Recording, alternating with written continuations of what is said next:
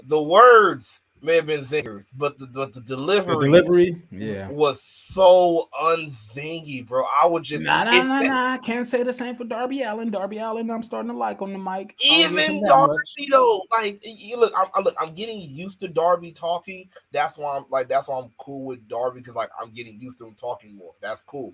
But like I said, like as far as a whole,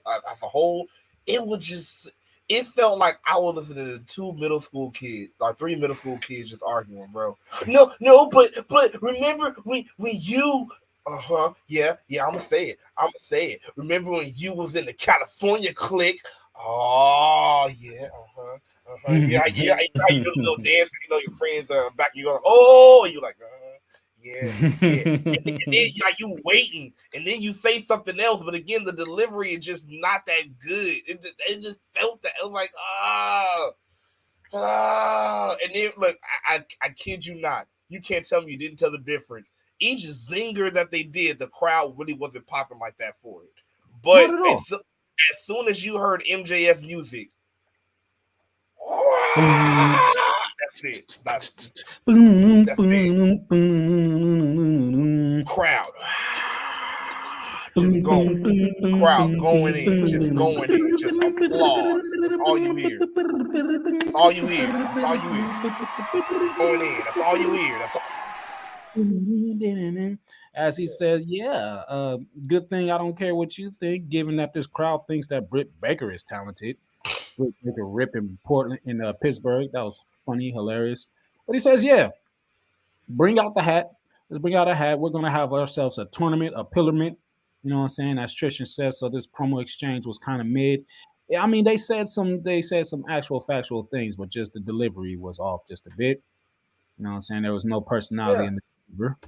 But it's crazy. Just to show you how much I know my wrestling. I'm sitting watching, and he says we're going to pull out names from out of hat. One person is going to get a bye. I immediately said Darby Allin. And damn it, if the name that didn't come out of the hat, which I'm sure it was, I'm sure Darby Allin's name was the only name in this hat for this to work. You know what I'm saying? Because just looking at the Fred of the land, I'm like, okay, there has to be a face versus a heel in the first match. Let's go ahead and give one of these faces a bye. Okay, Darby Allin's body needs some break. Okay, yeah, he's going to get the first one. And MJF said, yeah, we're going to have this match next. Nope, we're going to have this match tonight.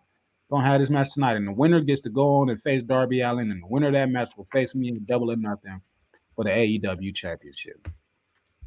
How do you feel about this tournament? Do you feel like it should be a tournament, or do you feel like it should have been a fatal 4-way? You know what? Segment. I was back and forth about that at first, because I was like, yeah, of course it'll be a 4-way. But then when I think about it, I'm like, I feel like I was just fantasy mark booking, because if I do make it a 4-way already, and you think about it, if I do that already, now I just discredited the rest of the pillars. Whoever loses, whoever the rest of the 3 is already discredited. So why would I do that already? So I was like, yeah, like, but then I had to think, how would you make it a 1-on-1? Okay, this is the way to do it. I'm here for it. I'm here for it.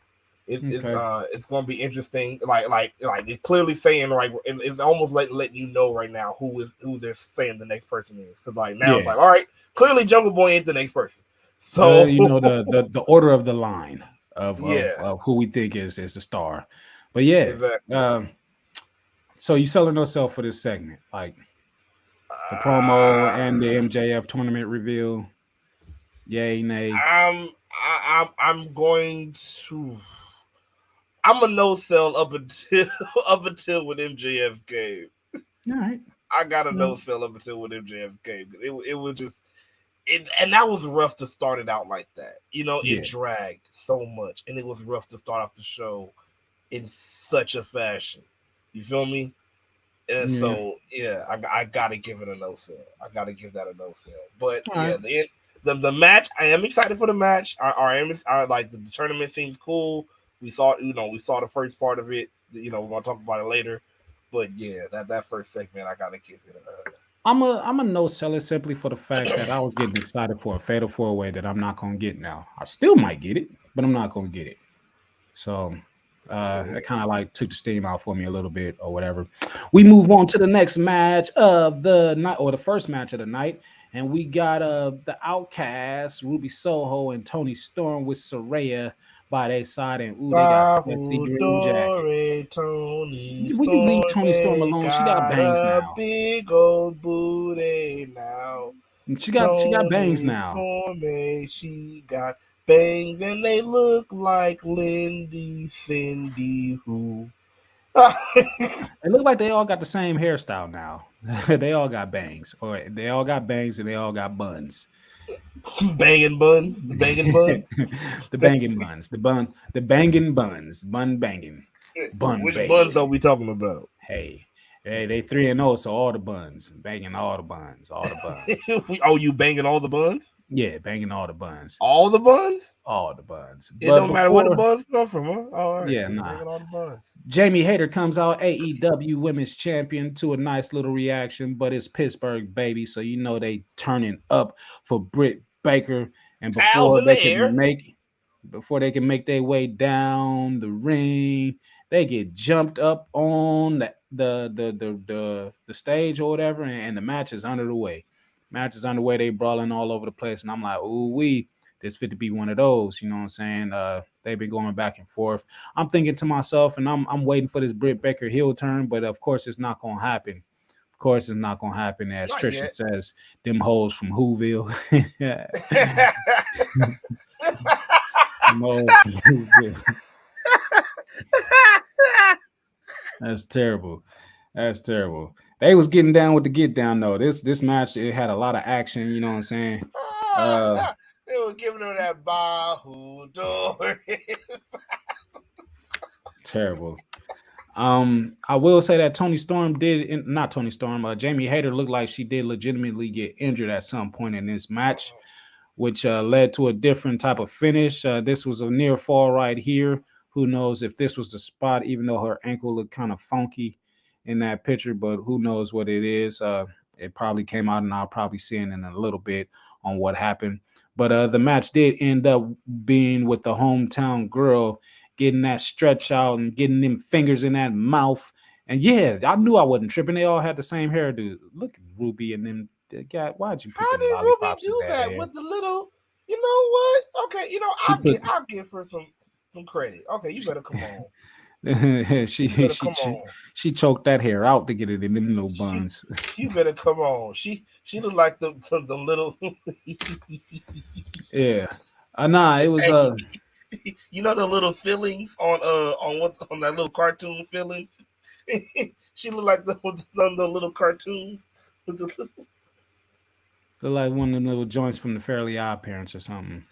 She look like a Powerpuff Girl. She look like one of those things from Horton Hears a Who. Yeah, but yeah, Jamie Hayter, she was actually sent into the stairs, which probably is where her injury came from. Yeah, I think that was it, because that was a hard shot. That was a hard shot. And I do remember her screaming out, "Ouch, ouch, ouch, ouch, ouch!" Damn, Ruby looking like a sexy Grinch, says Tristan. You're a mean one. Ruby saw. You really turned into a heel. Stop it. The Outcast, now you're looking like a who, Mrs. Soho.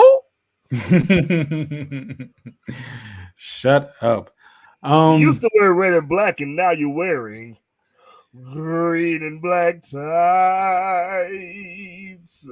Do you sell or no sell for that match? I sell. It was actually a good match. I'll sell for it. I sell for the Who's versus the Vims. Versus the Pittsburgh girl and the champ. Pittsburgh girl and the champ. Yeah, champ, Pittsburgh and Who's. Let's go. Pittsburgh Who champs. Man. Challenger for the TNT Championship gets approached by Double A Arn Anderson, who is no longer Glockman. Yeah, that's him. Yeah, no longer rocking the American Nightmare symbol, but he got that Nike sign on, still a sweatsuit. But he's like, "Oh man, I see you got your car broke into.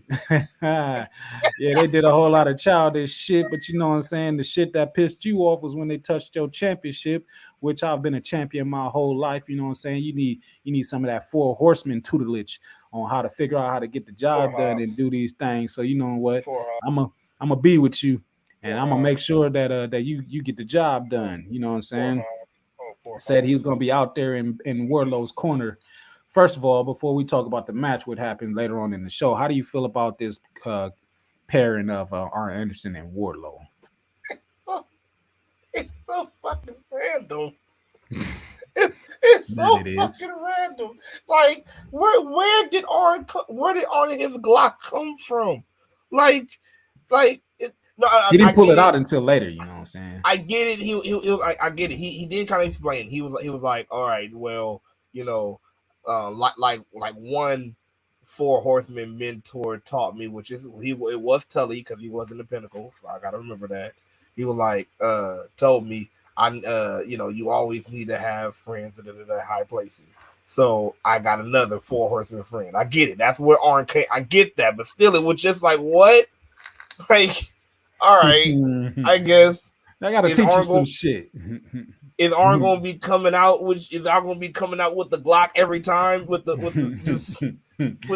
entrance? As Trisha says, Wardy need a chopper. That Glock ain't gonna do it.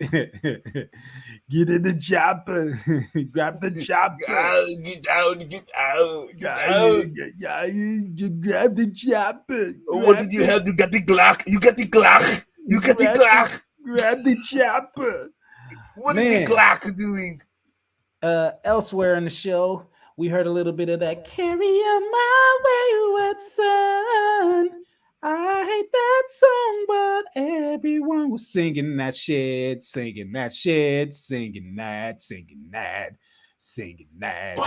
And yeah, Kenny Omega, the Young Bucks or whatever in the ring with all they long faces, but not as long as the face of Bailey's, but long face nevertheless, face. Nevertheless, she wasn't on the show. And Gunther, came after her. Get to that chopper. I love Bailey, man. I gotta give her face all the love. You know what I'm saying? She got a long face. That's a lot of love to cover. You know, so you got to cover it on shows that she ain't on. As Top Dollar said on Twitter, do you know how much of a compliment it is to be spoken about and you ain't even on the screen? You know what I'm saying? I'm complimenting her. You know what I'm saying? Shout outs to Bailey and that long face and that long ass. Yeah. Okay. Yeah. Go ahead, sir. But yeah, they came out and they said, hey, we got some talking to do, but we don't want to do no talking. We actually want to fight. Where y'all at, BCC? You know what I'm saying? Get on out here. And Bryan Danielson was just like, you guys are fickle, pretty much. You unprofessional idiots. Came out here with TV time to talk, and y'all don't want to talk. Y'all just want to fight. How dumb could y'all damn be?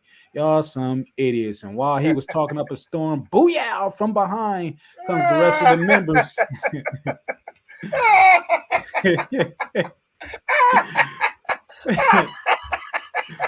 That shit was hilarious. I was like, oh, shit.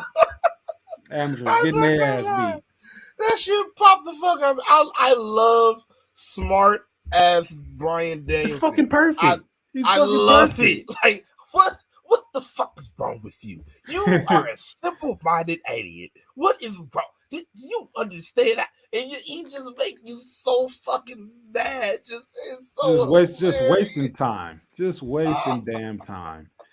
And it was funny. It was funny, but a brawl definitely broke out. That's all we got. You know what I'm saying? Super kicks are plenty. Suplexes are plenty. Choke outs are plenty. Like they was just going at it. Power bombs are plenty. Like it was just a whole lot going on in this brawl. It went on for quite some time. You even had Don Callis come out with a steel chair, and I'm like, Don, what you better do with that? But he dropped it and ran to the back. Dropped it and took the fuck off. I'm sorry. Look, I'm sorry.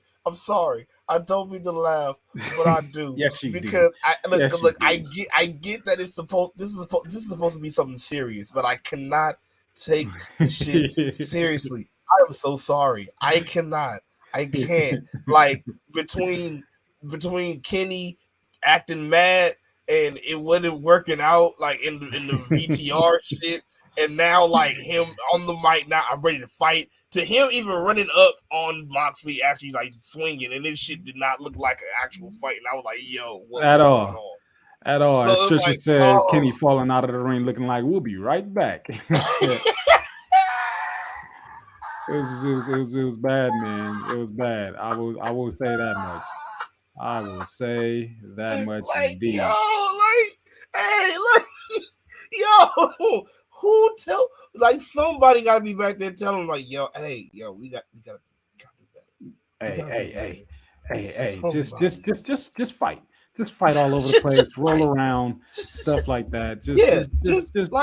You can get some real swings if you want. It's okay, man. We trust you. Choke each other out, like just chaos.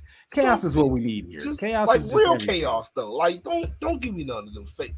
Come on now, super kicks the plenty. Super kicks the plenty in a brawl. We'll be right back. They was suplexing. It was a lot. You know what I'm saying? But Don Callis came back out with Kanoska, Takeshita, 6ix9ine Takashi, whatever. And he tells him to pick up the chair. Takeshita. Yeah. He tells him to pick up the chair, but he doesn't. He goes and murks Willer Yuta. And you the dumbass. You the dumbass for running up like that. That's why you got clocked. But yeah, they fight off the Blackpool Combat Club. And it looks like we got a 4-on-4 that's getting ready to pop off as they run them up out of there. You know what I'm saying? For a very long time, Claudio fought with his championship on, which was funny to me. It just wouldn't, he just didn't take it off. It wouldn't come off until Yuta used it and hit him, used it as a weapon. Yeah. Okay. But we got Takeshita and Omega. Takeshita. Don Callis is back and he's joining the boys. And if we get another blood and guts this quick, I'm gonna be like, oh shit. What if we get 2 blood and gut matches at double or nothing? Oh Lord. It's got to be one or the other, unless the Outcast ain't getting no extra member in this. That's what the blood and guts is gonna be, is Kenny and them and Kaneshka, and yeah. But next up on the show is the portion of the show. They're gonna find a way to put Hangman in there. Well, yeah. I mean, hey, they did a 5-on-5 stadium stampede match or whatever that was. Do you sell or no sell for that brawl? Like, I sell for Daniel Bryan, but everything else, it was like, yeah, okay. It's a no sell. No sell? All right. I sell for Daniel Bryan though too, but like I say, it's a no sell. Oh God, I can't.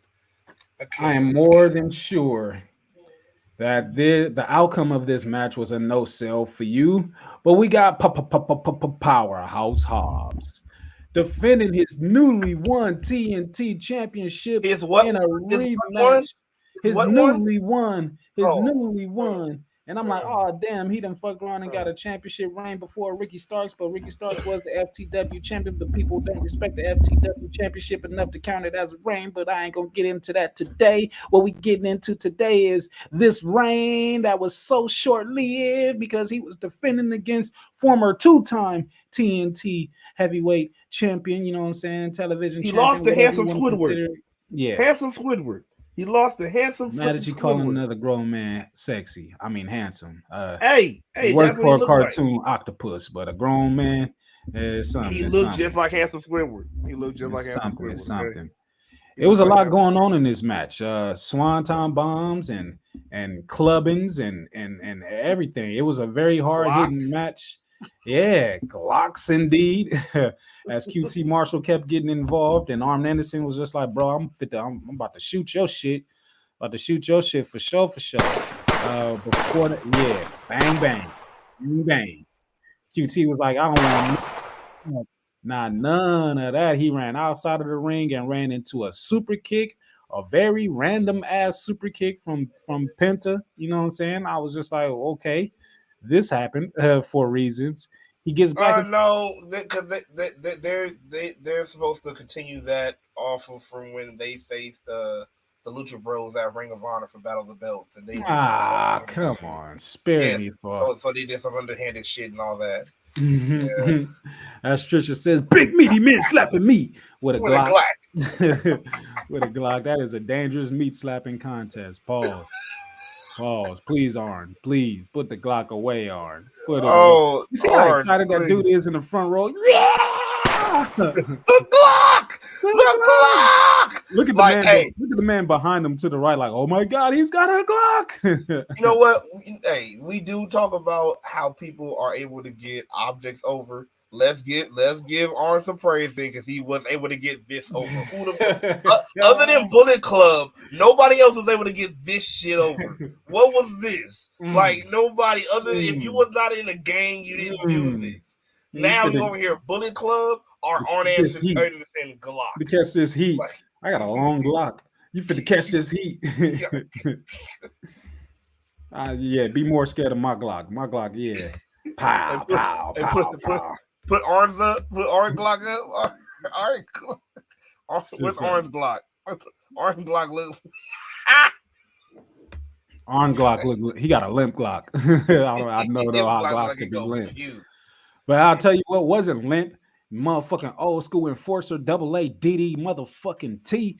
And that's what he gave QT Marshall after he got his little super kick from Penta. I'm like, oh shit, Arn Anderson out here planting heads. Take me back to the 80s then, motherfucker. I was turned for this.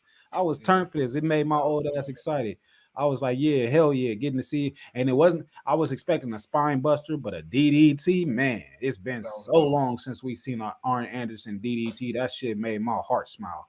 That shit made my heart smile like a motherfucker. Probably the best shit of the match that I'm going to sell for is Arn Anderson's Glock and his DD motherfucking T. Like, oh, man, thank you, QT Marshall, for taking that DDT. Okay. Yeah, sell for the Glock and the DDT and the DDT. As Pentagon is like, yeah, Zero Mero, motherfucker. Yeah.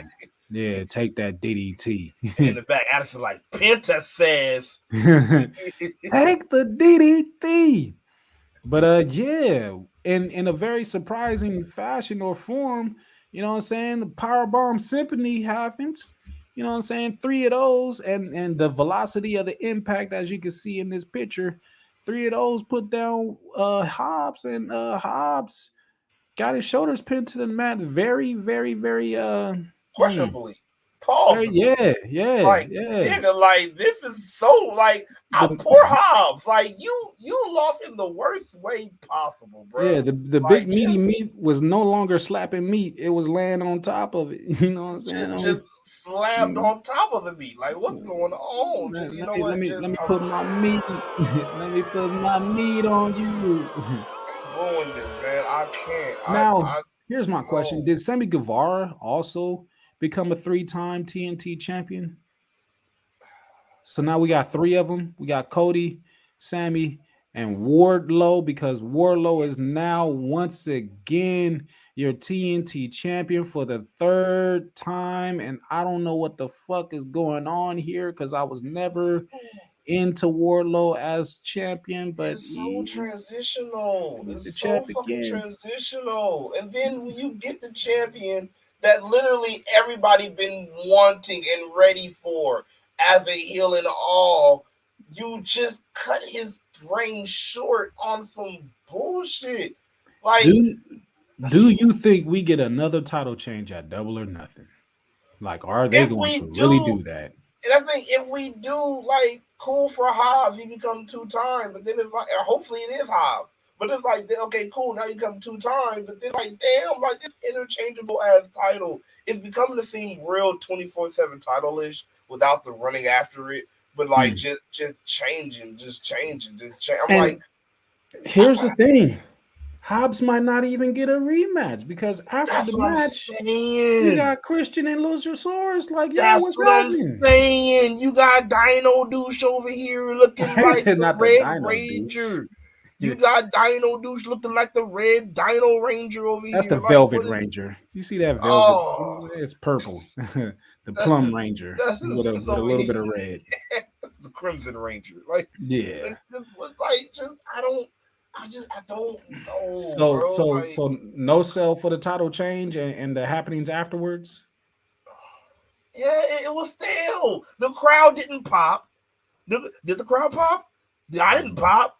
I know the crowd didn't pop. The crowd was like, surprised. I was surprised. Yeah, but it wasn't like it wasn't like a surprise. Like, oh man, I can't wait for this. It was just like a, you see that he got spikes on his shoulders now. Yeah, I don't know. Like that, it just. Oh God. Don't know what they're doing, but it is no sell for me. No sell for me, definitely. We got MJF backstage pulling up on Sammy Guevara. He's like, "Come on, man, got a deal for you. Go ahead and just lay down." You know what I'm saying? And I guarantee you a title match at Double or Nothing. I'm not really sure what this deal was all about. Like, I don't get it. Lose the match and I'll put you in the championship match. Is that basically what he was saying? I think he was saying like pretty much if you make sure to take out these people, I'll make sure you're in the match. MJF is still wasting money. I got you. Low key. Give it to me, damn it. And then he said something because then in the match when you face me, then you can lay down and I'll pin you. So he said some underhanded shit in there, but it's like still was like. Bro, like you really gave him a check, said put your number on there. I trust you. I'm sure that you won't hit me over the head with whatever you put on this check. And as he's showing Renee right there the check, he turns around and he's like, "Oh shit! Like, are you serious about this?" And he's like, "Hell yeah, that's my number." So they was like, "Well, all right, cool. Let's shake on it." He's like, "Friends don't shake, we hug," and they hugged it out and everything. And yeah. Not sure if I like this or not, but I'm going to referee in the middle for this. MJF is still out here wasting money, bro. Give me the bread, and I will not do the job. I keep saying this every fucking time he does. I will make sure to not do the job, bro. I can that's all everybody's doing is just taking anybody else. Like I cannot do the job better than all these motherfuckers. Like just give me the. I've never seen a man waste so much money. Never seen a man waste so much money like he does, but he does it. He does it. He definitely does it. The match that we were all waiting for that got announced, you know what I'm saying, as Shing Shing, or no, before I get to the Shing Shing, we got Commander out here who is 0-2. Yeah. And yes, this was a good match. No, he did not win, which makes him 0-3. And then at 0-3, he becomes all elite. I just want to talk about him being a loser right now because the man is just too damn wonderful in the ring. We've got a chance to see him wrestle live, and it just doesn't make sense for him to keep picking up these L's. But that's the thing is, I say yes and no. The reason why I say, let me start why I say no then. No, I say no because I get why you're saying it, because like one, he's a new superstar that you're putting in a new wrestler. I'm sorry. New exciting wrestler. I thought a new exciting wrestler that you're putting in front of everybody. Like, you should push him. You should want to push him. Everything like that. Push him to the moon. He is officially signed to AEW now, right? Mm-hmm. Okay. He's officially all elite. Because also like I was saying, yes, it makes sense because also like mainly at first he was just representing like himself and AAA and shit like that. You feel me? So the loss records is why he was still just doing that. So like we were getting an eye on him. So it was almost like being on AEW Dark, except for more people saw you. Mm-hmm. You feel me? Like you were just in the spotlight. And that's what it was. So like that's what I'm saying. On that side, it makes sense. Now, I'll say give him some more wins, but not like you gotta match him up better. Like again, this whole dream booking sometimes, or some people say mark booking. Sometimes it can stifle some stuff. As we talking like momentum and stuff like that. You feel me? Like, definitely could. Because it's like if you put Commander against somebody like a Switchblade, hell yeah, I think Switchblade is going to win. I mean, his debut match, like, come on now, stop playing. Me? Shing, you shing. Feel me? So it's like,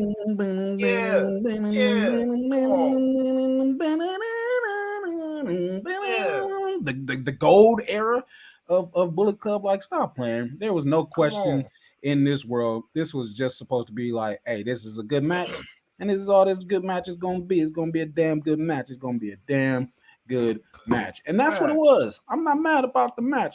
Definitely not mad about it. I'm just mad about Commander picking up L's. Bro, keep picking up L's.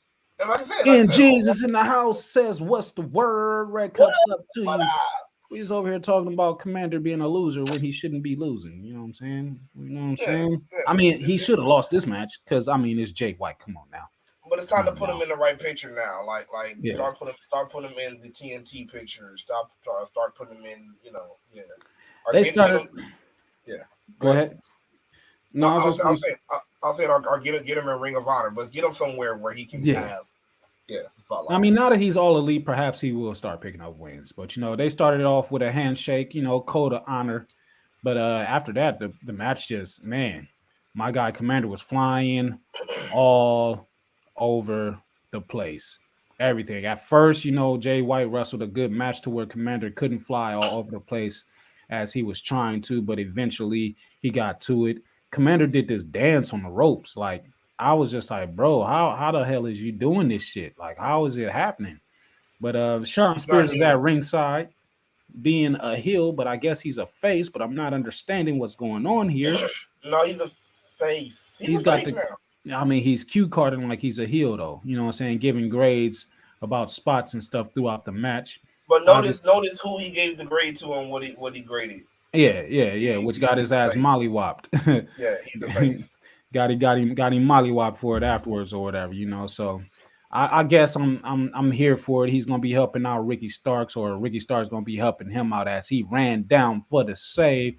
Boom, boom, boom,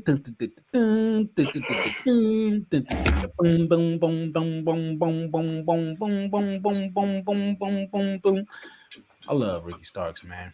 But yeah, he comes down for the save, and what the hell? Oh yeah, okay, yeah. Immediate spear to Rock Hard. Spear to the Rock Hard in this, yes. As Commander is laying lifeless in the corner, shame. But they fight off them boys, and yeah, it's. I can't wait to see what happens at Double or Nothing in between Ricky Starks and Jay White, and I don't know who I want to go over in that match. I really don't. It's gonna be difficult to pick. It's gonna be real difficult to pick. I will say that much. But do you, even though Commander lost, do you sell or no sell for the match? I'm selling. That was a good match. We get the debut of Jay White. We get a Commander match. Shawn Spears is on Dynamite. Like, I'm saying, is Shawn, look, he's gonna have a storyline. Yeah, so much good shit. Yeah, so much good shit. So like, yeah, I'm down for that. I'm definitely selling for it. But before we get the confrontation in between Chris Jericho and Adam Cole, baby, we get FTR in the back, and Renee's like, before this interview, I just got to show you guys what happened. Mark Briscoe got attacked, and he's in training room right now. So they run 2 feet over to the training room, and they're like, "Oh, what's going on? Are you okay?" And the doctor's saying that he can't go. FTR, they're saying, "Hey, we got your back." Jay Lethal and them saying, "Nah, we got your back." And Mark's like, all y'all got my back. Y'all go fight for me. And FTR and Jeff Jarrett and Jay Lethal are getting into it. So that's looking like it's going to be a feud or a rivalry that's going to happen. Mark says, yeah, y'all go fight for me. So they're going to fight, who is that? The Varsity Blondes? Oh, no, not the Varsity Blondes. The Varsity Athletes? Is it the Varsity Athletes or is it the Trust Busters? Which one is it? I don't know. They're all losers. It's the Trust Athletes that are varsities. Yeah. And I know sell for all of that. But we get Chris Jericho and Adam Cole next. You know what I'm saying? Metallic porcupine. The metallic porcupine. Look at the metallic porcupine. Oh yes. Oh man. Hey, boy, you sharp. Boy, you are sharp. You are sharp, boy. You are. Ooh, you are sharp. Look at you. They were on the same page, you know. Well, they thought they were on the same page. As Adam Cole says, "I respect you." You know what I'm saying? I want to say, to the bottom of my heart, I have absolutely zero respect for you, Jericho said, which got them into each other's face and everything. Jericho's Ocho said it's unacceptable for a talent as legendary as Chris Jericho, and you're lucky I don't slap you in your damn face right now. Adam Cole stole his jacket from Hellraiser. Yeah, definitely did. Adam Cole out there saying that he looked up to Jericho. His catchphrase came from Jericho. He wanted to be just like Jericho.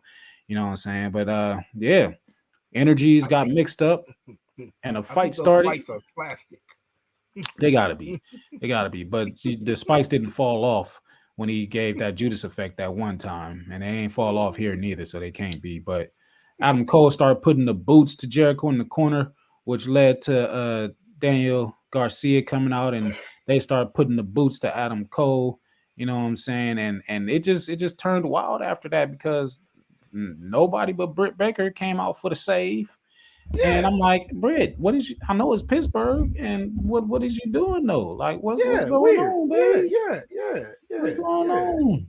And it got weird real quick because out came the Outcast, and they just outnumbered. Jamie Hayter injured, so she couldn't come out for any type of save. It's wild. Yeah, they handcuffed Adam Cole to the ring or to the rope and start beating down on Britt Baker.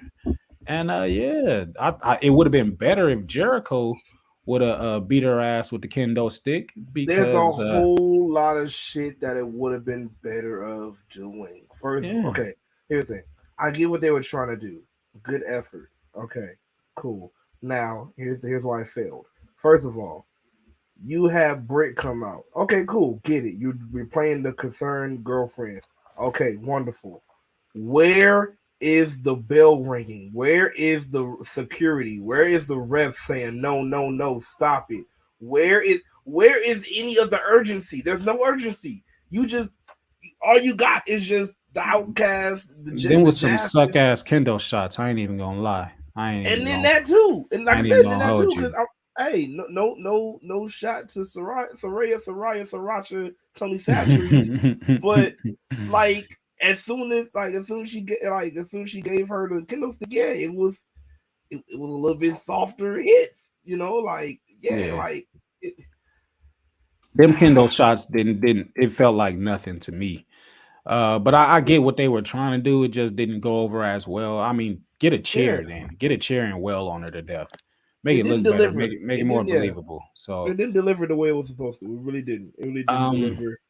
Slightly excited about the matchup in between Chris Jericho and Adam Cole, but I'm gonna go ahead and no-sell this segment. Everything about it. About it. It just didn't work out for me. I mean, get some heat in Pittsburgh, but it just wasn't enough. It was. Oh yeah, they got a good bit of heat. They got the booze. They get the booze and got the what's the call from the crowd. But it of course, like we all know what it's like to be there in person. When you get captivated with everything else. Yeah, of course, it's going to happen. But like looking back in hindsight, especially looking at it on TV, it's like, yeah, that was done kind of poorly. There was from the jacket to the pants to the wardrobe choice. Yeah. It was giving no cell flavor. Yeah. You see if I can speed through this a little bit quicker. You know what I'm saying? AEW, man. We got Team Delete here, I guess. Why is Hook a part of this? I have no idea. But they will be having a brawl at the Hardy House with the Firm. So that's going to happen. Cool, I guess. They made a plan with Hook. Yeah. Nah, I'd rather not. We got the Scissor Boys. Well, not the Scissor Boys just yet, but we got Rock Hard. Nope, not Rock Hard. My Nipples is Hard. Mr. My Nipples is Hard. Daddy Magic and Cool Hand Angelo Parker. And I love this hat. I love this hat swag or what is his name now? Hager. I love this hat Hager. There you go. And you get the Scissor Boys and Mr. Daddy Ass out here, you know what I'm saying, spitting raps, talking about Draymond stumping on people and everything. Got to stay current with the bars. But I didn't give a shit about this match. It started off with a little brawl and everything. I guess it has to happen because they've been. If the Claim would have lost, they would have had to become members of the Jazzeries. Yeah. But other than Billy Gunn saying "suck my dick" in the middle of the match, giving out a suck it, and them scissoring in the middle of the ring. This is a okay spot where Billy ran the knife up his nose. and then took it and broke it. I don't know how you break a knife without cutting yourself because of how he was holding it, but he did it. And then the Acclaimed won with their finishing moves. It was all right. It was cool. It was cool. Didn't really do nothing for me. Predictable. Very, very, very predictable. But apparently Billy Gunn is now just going by Daddy Ass, which is hilarious. It's hilarious. No more Mr. Ass. So he came from Daddy Ass. Okay, hey.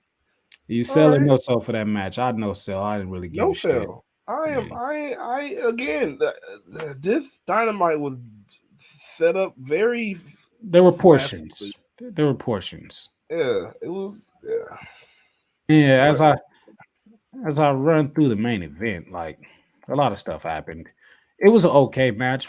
First time ever, Jack Perry versus Sammy Guevara, and it was cool enough for what it was. You know, a lot of moves, flippity, flappity, flippity, flappity, flippity, flappity, flippity, flappity, flippity, flippity, flappity, flippity, flappity, flippity, flappity, flippity, flappity, flippity, flappity, flippity, flappity. Yeah. Flippity floppity.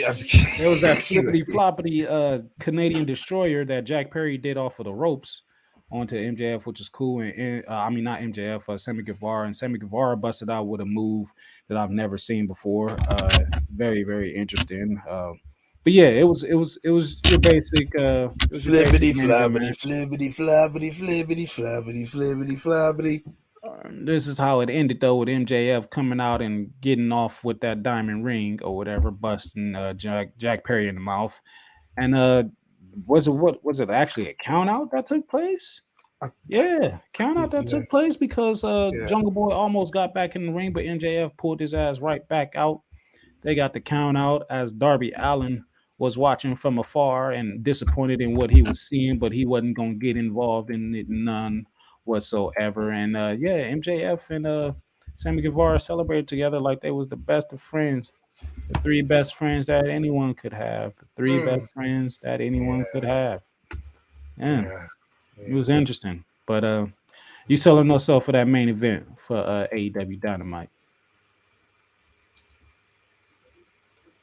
It was cool.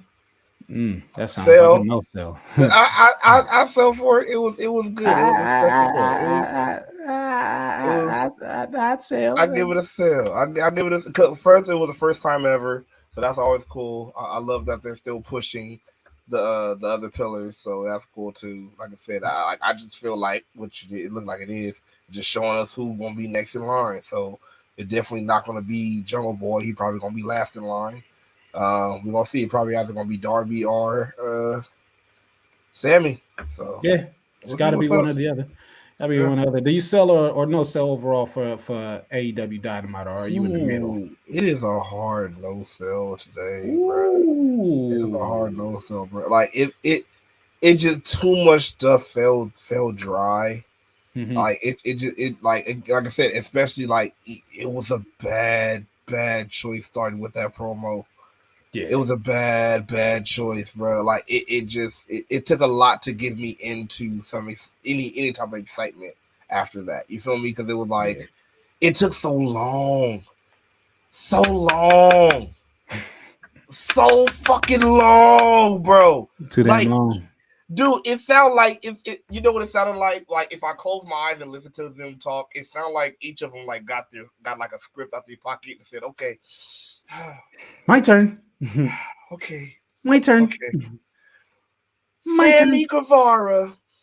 Remember when you hold on. Hey, they were reading Easter speeches. Remember when we had to read speeches? Yeah, exactly. It sounded like they were doing recitations. It sounded like they were just doing just okay, it's your turn now, Darby. Okay, back in the day when I was all right, okay, good job, Darby. All right, your turn, Sammy. Yeah, like we were saying, acting like it sounds like you're reading. Sounds like you're reading. We need you to figure this out. But before we get up out of here, real quick, this Saturday, we got PCW Ultra going down in the city. Yeah. Out here in the city. California is turning up, you know what I'm saying? Ken Shamrock gonna be in the building. Shane Douglas gonna be in the building. Ahmed Johnson gonna be in the building. But yes, make sure y'all get y'all tickets. The link is down in the description below. Down in the description below.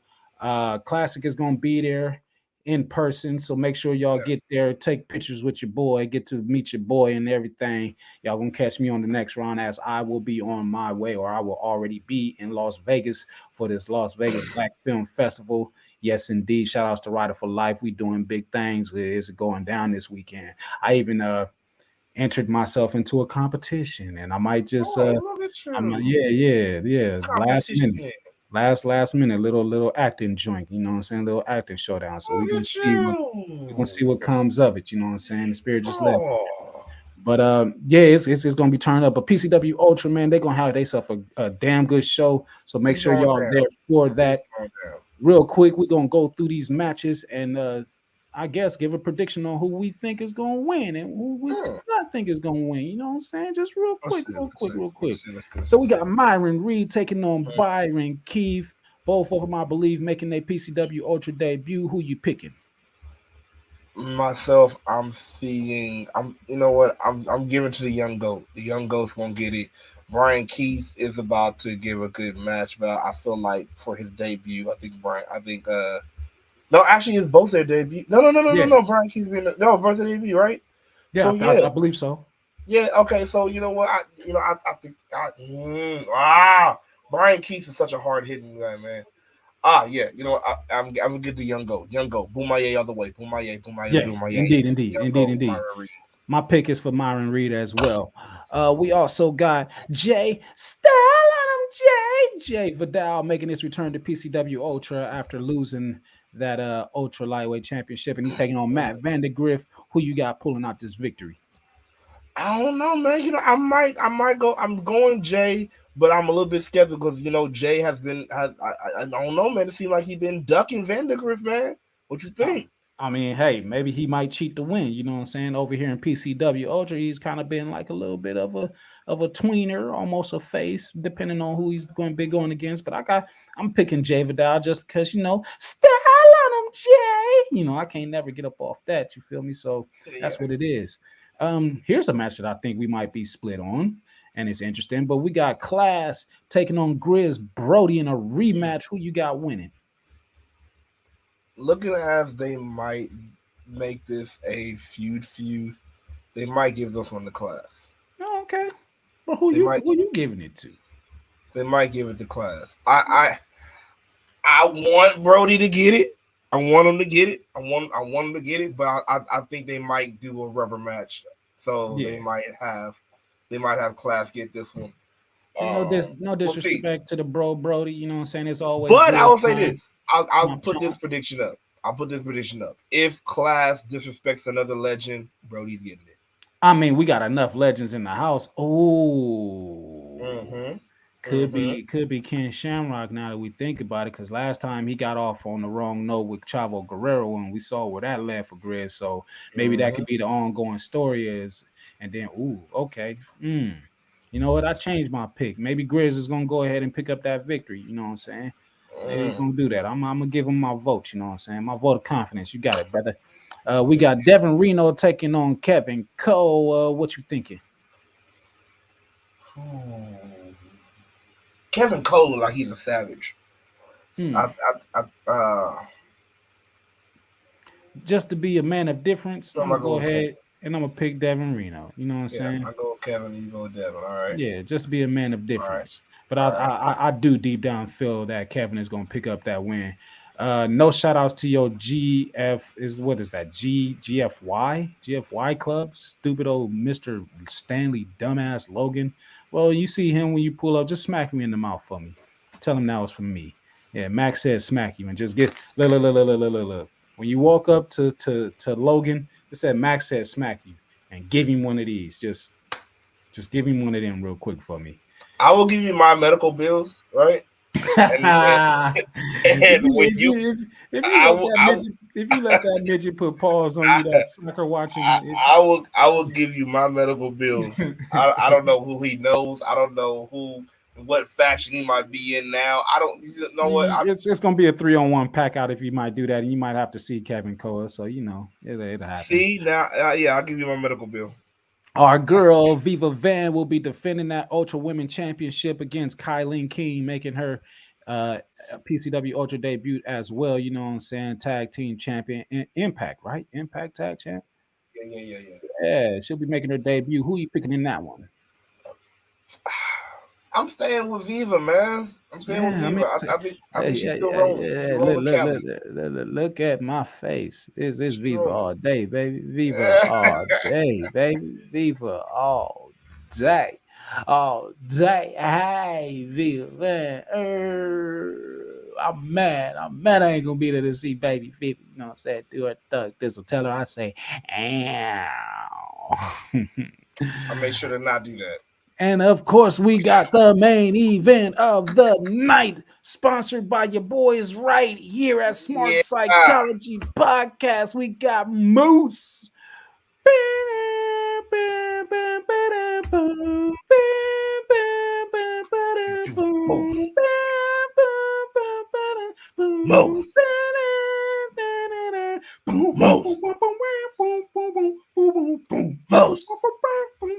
Hey, dancing Moose, dancing mute. Man, you got to get a video of this nigga dancing. I don't care. Do it. It has to happen. Even if it's before the show, and if you catch him in the ring, just be like, Moose, hit them ropes for me real quick. Max said, hit them ropes for me. We got to have that. We got to have that. Moose taking on Jacob Fatu, one half for the longest reigning champions out in his corner. You know what I'm saying? That Ultra champion. Yeah, that Ultra Championship is on the line. Jacob Fatu, Ferrari, you know what I'm saying? Jaguar, you know what I'm saying? Just that beast. That beast. Ooh. It's about to be Mr. Fuck You going against Moose. Like this shit right here. Hey, we big meaty man slapping me. Yeah, big meaty men slapping meat indeed. We moving up on the cards, you know what I'm saying? We got the main event.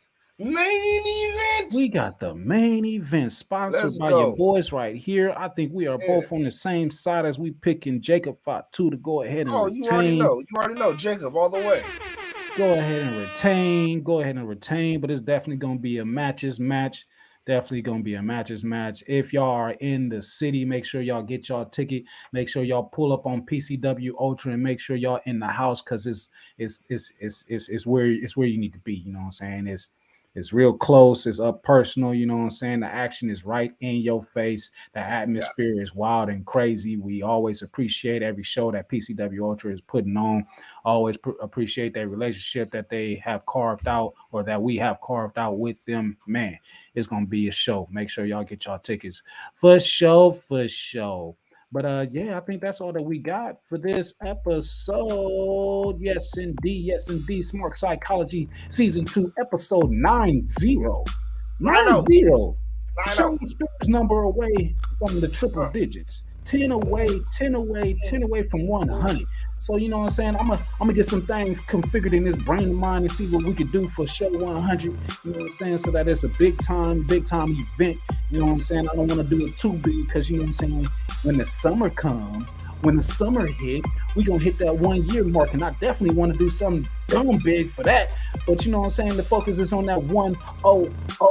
For whatever that show is going to drop on, we'll let you know. Definitely, we will not be here this Saturday as we got things to do out in these streets, you know what I'm saying? But make sure you back here next Monday, you know what I'm saying? Your boys is going to be here live and in effect after Monday Night Roll, and we're going to give y'all a little bit of wrestling or as much wrestling as we possibly can, you know what I'm saying?